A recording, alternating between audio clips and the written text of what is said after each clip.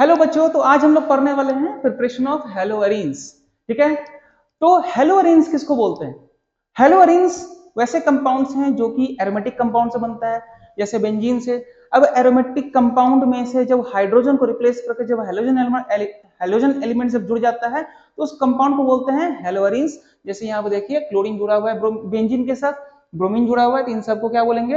हेलोअरीन्स बोलेंगे। तो इन्हीं का प्रिपरेशन हमको देखना है। तो यहाँ पे देखिए फर्स्ट मेथड है फ्रॉम बेंजीन। बेंजीन का रिएक्शन जब हम Cl2 विद AlCl3 के साथ जब करवाएंगे तो यहाँ पे क्लोरोबेंजीन बनेगा। बेंजीन का रिएक्शन जब Br2 विद AlBr3 के साथ करवाएंगे तब क्या बनेगा? ब्रोमोबेंजीन बनेगा। और बेंजीन का रिएक्शन जब Br2 के साथ FeBr2 के साथ रिएक्शन करवाएंगे तो यहाँ भी ब्रोमोबेंजीन बन जाएगा। ठीक है, तो यहाँ पे देखिए ये तो Cl2 Br2 और Br2 है, यहाँ पे AlCl3 AlBr3 और FeBr2 ये क्या है? लुईस एसिड है। लुईस एसिड क्या होता है? लुईस एसिड होता है इलेक्ट्रॉन डिफिशिएंट स्पीशीज, जिसको इलेक्ट्रॉन चाहिए, इलेक्ट्रॉन गेन करना चाहता है। ठीक है, अब यहाँ ये जो रिएक्शंस होते हैं इनके मैकेनिज्म का नाम है इलेक्ट्रोफिलिक एरोमेटिक सब्स्टिट्यूशन रिएक्शन। ठीक है, इसके नाम से ही समझ में आ रहा है कि ये एरोमेटिक कंपाउंड है। अब यहाँ से क्या होता है, जब AlCl3 इसमें से Cl- रिमूव करता है तो यहाँ इलेक्ट्रोफाइल बनता है Cl+। Cl+ क्या करता है, यहाँ से हाइड्रोजन को रिप्लेस करता है और खुद जुड़ जाता है, बनाता है क्लोरोबेंजीन। जैसे यहाँ पे हम देखते हैं, देखिए AlCl3 ये Cl2 के साथ रिएक्शन किया।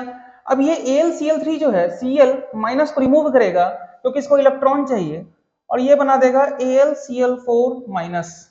ठीक है, और Cl+ बनाएगा। तो ये जो Cl+ है वो क्या है? इलेक्ट्रोफाइल।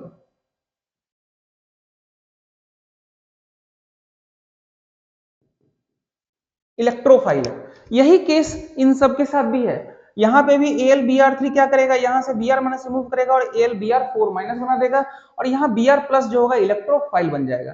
ठीक है, और ये जब यहाँ पे जाएगा हाइड्रोजन को रिप्लेस करेगा और खुद जुड़ जाएगा। इस तरह से बनता है ब्रोमोबेंजीन। सेम प्रोसेस यहाँ पे भी है।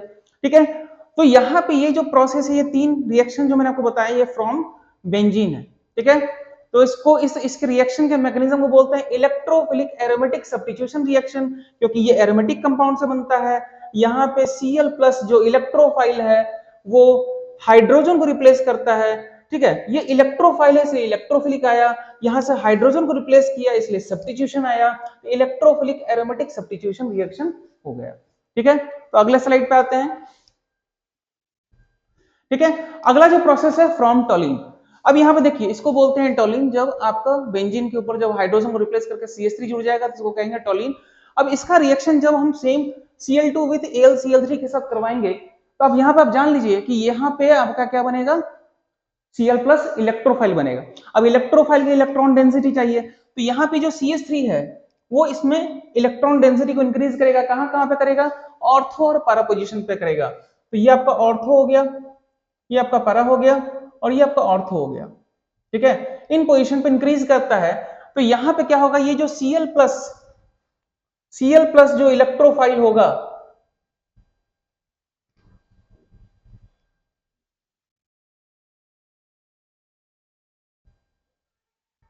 ये जो Cl+ इलेक्ट्रोफाइल होगा, ये इलेक्ट्रोफाइल कहां जुड़ता है? ऑर्थो और पैरा पोजीशन पे जुड़ता है। तो यहां पे जो प्रोडक्ट बना वो ऑर्थोक्लोरोटोलिन और पैरा क्लोरोटोलिन बन जाता है।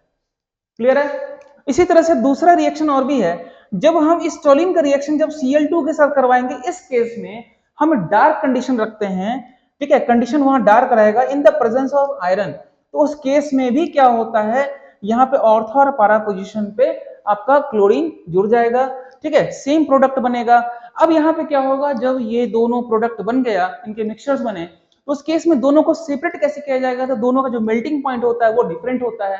ठीक है, तो इनके मेल्टिंग पॉइंट को डिफरेंट है, इसलिए इस बेसिस को लेकर इसको हम सेपरेट कर सकते हैं। तो मैं यहाँ पे लिख दिया हूं, मैं the ortho and para isomers can be easily separated due to the large difference in their melting point. Clear है? तो आप यहाँ पे भी ये देख रहे हैं फ्रॉम टोलिन का ये प्रोसेस है। नेक्स्ट स्लाइड पे आते हैं। अगला है by substitution of benzylic hydrogen. आप जानते होंगे बेंजाइलिक पोजीशन क्या होता है। तो यहाँ पे इन हाइड्रोजन को बोलते हैं बेंजाइलिक, जैसे ये टोलिन से हम प्रिपरेशन कर रहे हैं। ठीक है, तो यहां पे इसको कहेंगे बेंजालिक पोजीशन, बेंजालिक कार्बन, और इस हाइड्रोजन को बोलेंगे बेंजालिक हाइड्रोजन बोलेंगे। इसका रिएक्शन, इस टोल्यूइन का रिएक्शन जब एनबीएस के साथ करते हैं, एनबीएस क्या है, एन ब्रोमो सक्सिनिमाइड, जो कि ब्रोमिनेशन करता है, ठीक है, ये इसका स्ट्रक्चर है। अब ये क्या करेगा, ये बेंजालिक पोजीशन पे करेगा, ये आपका क्या है, बेंजालिक पोजीशन है, बेंजालिक पोजीशन है। तो ये क्या करेगा, ब्रोमीन यहां से एक हाइड्रोजन को रिप्लेस करेगा और यहां पे Br जुड़ जाएगा, तो एक तरह से ये भी सब्स्टिट्यूशन रिएक्शन ही है, लेकिन ये फ्री रेडिकल मैकेनिज्म होगा, ठीक है। तो यहाँ पे आपका हाइड्रोजन को रिप्लेस करके ब्रोमीन जुड़ गया, ठीक है, इसलिए मैंने लिखा है benzylic hydrogen, by the substitution of benzylic hydrogen, ठीक है। इसका आप देखिए यहाँ पे ये दूसरा कंपाउंड है, यहाँ पे बेंजीन के साथ आपका इथाइल जुड़ा हुआ है, लेकिन ये जो पोजीशन होगा यही आपका बेंजालिक कार्बन और हाइड्रोजन है, बेंजालिक पोजीशन है। तो यहां से हाइड्रोजन का रिप्लेसमेंट कहां से होगा, इस बेंजालिक पोजीशन से होगा, ठीक है। तो यहां पे भी एनबीएस यहां से हाइड्रोजन को रिप्लेस करेगा और Br जुड़ जाएगा, जैसे मैंने यहां पे दिखाया, यहां Br आपका जुड़ चुका है। इसी तरह से इस रिएक्टेंट का रिएक्शन जब हम Cl2 के साथ करवाते हैं in the presence of light, in the presence of ultraviolet radiations और हाई टेम्परेचर, तो उस केस में भी फ्री रेडिकल मैकेनिज्म होगा। और ये क्या करेगा, यहाँ पे देखिए बेंजालिक पोजीशन पे क्लोरीन जुड़ गया, लेकिन इसमें सिर्फ बेंजालिक पोजीशन पे ही नहीं जुड़ता है, और भी अदर पोजीशन पे जुड़ता है, यहाँ पे भी जुड़ जाएगा, जैसे यहाँ पे देखिए और भी अदर प्रोडक्ट्स बनते हैं, बट यही आपका मेन प्रोडक्ट होगा, इस केस में भी यही मेन प्रोडक्ट होगा। क्लियर है। तो ये आपका बेंजालिक हाइड्रोजन को सब्स्टिट्यूट करके जब हैलोजन जब जुड़ता है तो उससे बनने वाले ये आपका ये सब आपका हेलो एरीन्स है। अगले स्लाइड में आते हैं, फ्रॉम डाइजोनियम सॉल्ट, ये बहुत ही इंपॉर्टेंट है, ठीक है। डाइजोनियम सॉल्ट पहले कैसे बनता है ये आप देखिए, ठीक है। ये RnH2 एमाइन है। अब ये एमाइन के साथ जब हम NaNO2 विथ HCl के साथ जब हम रिएक्शन करवाते हैं तो क्या बनता है, HNO2 बनता है, नाइट्रस एसिड बनता है, ठीक है। तो क्वेश्चन में या आपको दिया रह सकता है NaNO2 प्लस HCl, या डायरेक्ट आपको दे देगा HNO2, दोनों चीज सेम है, तो उस केस में क्या बनेगा, डाइजोनियम सॉल्ट बनेगा, ठीक है। अब देखिए डाइजोनियम सॉल्ट के केस में क्या होता है कि ये Cl रिमूव होगा, देखिए यहां पे, यहां से क्या होगा R प्लस, और ये N2 के फॉर्म में, N2 के फॉर्म में आपका नाइट्रोजन गैस निकल जाएगा और ये बन जाएगा कार्बोकेटाइन, ठीक है। अब यहां पे ये जो डिफरेंट रिएजेंट्स हैं, इनका रिएक्शन जब हम डाइजोनियम सॉल्ट के साथ जब करवाते हैं, जैसे यहां पे देखिए क्या क्या रिएजेंट्स है। पहला रिएक्शन है जब इस डाइजोनियम सॉल्ट का रिएक्शन जब Cu2Cl2 के साथ करवाएंगे, ठीक है, तब भी आपका क्लोरोबेंजीन बनेगा। दूसरा मेथड ये भी है कि हम कॉपर पाउडर ले लेंगे, कॉपर का पाउडर लेंगे in the presence of HCl, तब भी आपका क्लोरोबेंजीन बनेगा और नाइट्रोजन गैस रिमूव हो जाएगा, ठीक है। अब यहां पे जब हम डाइजोनियम सॉल्ट का रिएक्शन जब Cu2Br2 के साथ करवाते हैं तो आपका क्लोरोबेंजीन बनेगा, ठीक है, ब्रोमोबेंजीन बनेगा। या हम दूसरा मेथड यूज कर सकते हैं कि copper powder with HBr use कर दें, ठीक है, तब भी आपका ब्रोमोबेंजीन बन जाएगा और नाइट्रोजन गैस इवॉल्व हो जाएगा, ठीक है। इन दोनों मेथड्स को आप देखिए, यहां पे सैंड मेयर रिएक्शन है और गेटरमैन्स रिएक्शन है, ठीक है। ये दो मैंने दो रिएक्शंस का नाम लिखा है, ठीक है। अगर रिएजेंट Cu2Cl2 यूज होता है या Cu2Br2 यूज होता है तो उस रिएक्शन को क्या बोलेंगे, सैंड मेयर रिएक्शन बोलेंगे।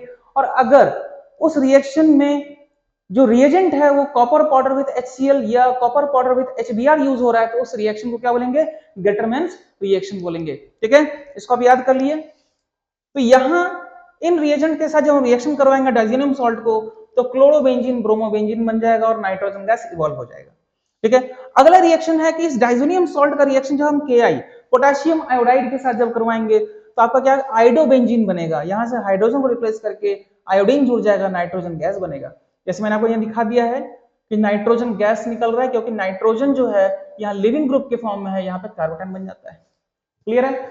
अब देखिए ये डाइजोनियम सॉल्ट का रिएक्शन जब हम HbF4 के साथ करवाएंगे, मतलब फ्लोरोबोरिक एसिड, इसको क्या बोलते हैं, फ्लोरोबोरिक एसिड बोलते हैं। इसके साथ जब करवाते हैं तो क्या होता है, यहाँ पे हेलोजन है फ्लोरीन, ठीक है, तो फ्लोरो बेंजीन बन जाएगा, और यहाँ पे BF3 विथ नाइट्रोजन